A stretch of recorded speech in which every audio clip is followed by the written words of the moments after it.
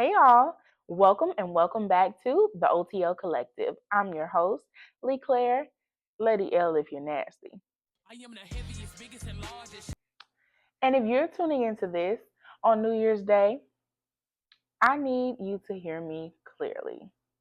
This is not another New Year, New Me podcast.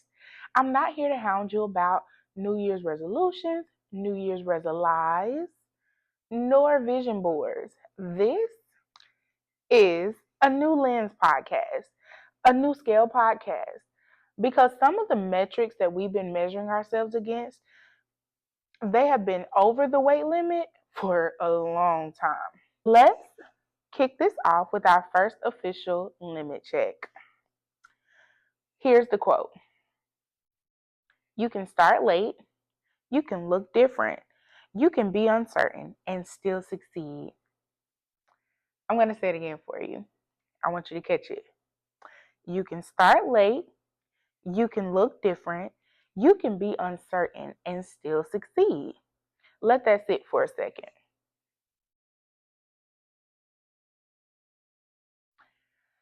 This quote really resonates with me because somewhere along the way, we were taught that success has a specific look, a timeline, an age limit, a resume requirement, and if you didn't check every box by a certain time, access denied.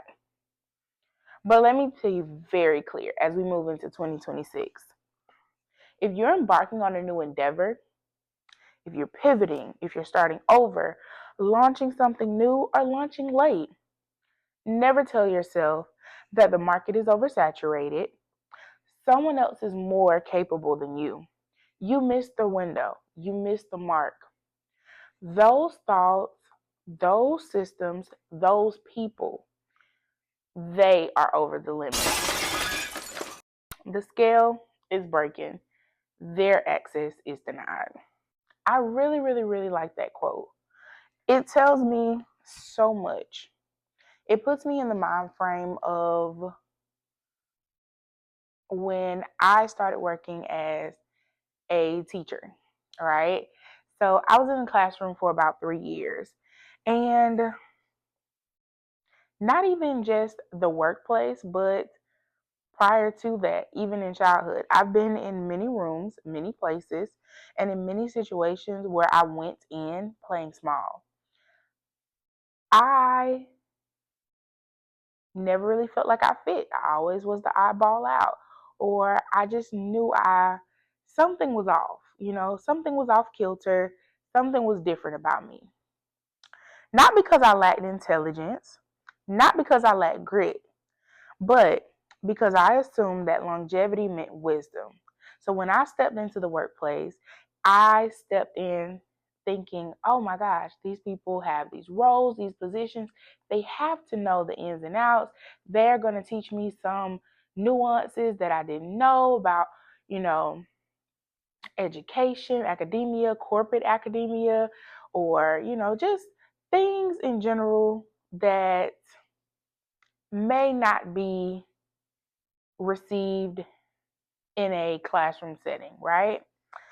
You think that the titles mean competence, the rank meant substance. And slowly, very slowly, I realized that was not the truth. Workplace warfare has a way of making you shrink yourself. Every unnecessary battle, every ego driven decision, every meeting where common sense is absent but hierarchy is loud.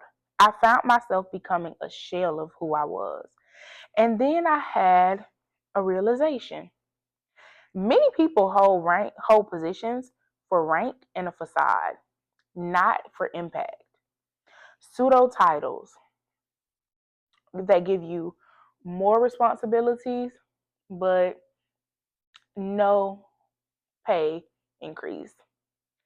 They give you a false sense of leadership, but you're still a pawn in the game.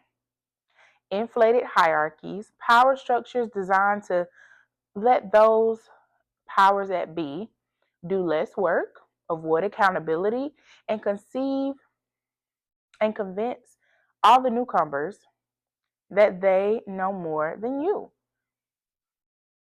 Let's call it what it is.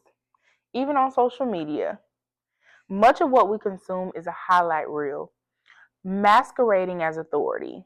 And if we're honest, in some way, we've all fallen for the hype. We've all felt like imposters, but moving forward, we are no longer allowing ourselves to be deceived or a pawn in someone else's play. I want you to reclaim your place. I need you to hear this.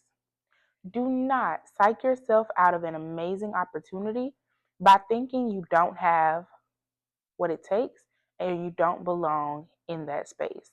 You might carry more grit, more charisma, more intelligence, more discernment than any of the people holding the room. And the truth is, some cases, some spaces don't need permission. You just need to maneuver with precision, knowing what you want, how to accurately assess people, their intentions, and how to neutralize everyone that shows themselves an enemy. Keyword, shows themselves. In the workplace, in life, people are going to show you who they are. Maya Angelou said it best. When no one shows you who they are, believe them the first time. It doesn't take twice. It doesn't say, oh, I see they did this to someone else. It's just a matter of time before it happens to you. Never turn a blind eye. Clock everything. What do kids say? Clock that T.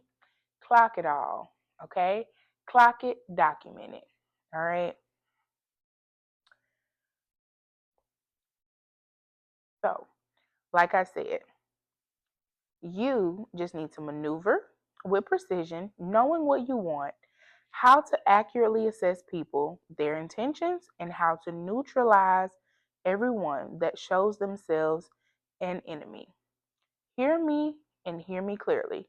This does not mean attack those that appear to be a threat.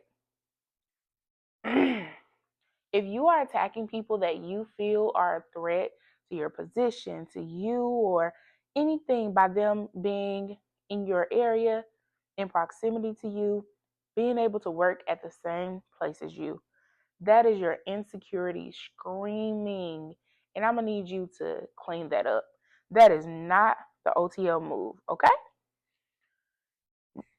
This is your OTL move of the day. If you tried something before, try it again, but this time with God. Not with panic, not with comparison, not with fear. Try it with divine alignment, with clarity, with obedience. And watch how his eye opening intervention elevates you beyond what you could have orchestrated on your own. This is the OTL Collective, where we talk weight, pressure, power, and purpose without pretending it's light. If this resonated with you, like, share, comment, and subscribe. Because this year, we are not shrinking, we are not buying facades, and we are not stepping on broken scales. Until next time, stay grounded, stay bold, and don't carry what's over the limit. I am the heaviest, biggest, and largest. Shout out to my mother and father. They had a baby